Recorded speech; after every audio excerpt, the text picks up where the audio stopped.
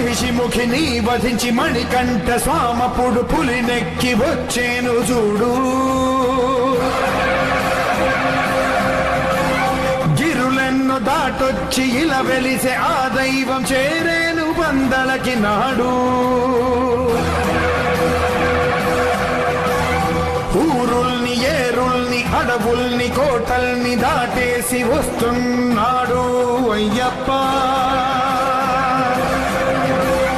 తలనొప్పి మందైన పులిపాలు తల్లికై తీసుకొని వస్తున్నాడు అయ్యప్ప. భువి అదర దివి అదర అష్టదిక్కులదర జనులదర జగదదర మహారాణి హడలి తప్పరిగి శరణంటూ తన తల్లి వేడ దయతోటి మన్నించి చేరాడు.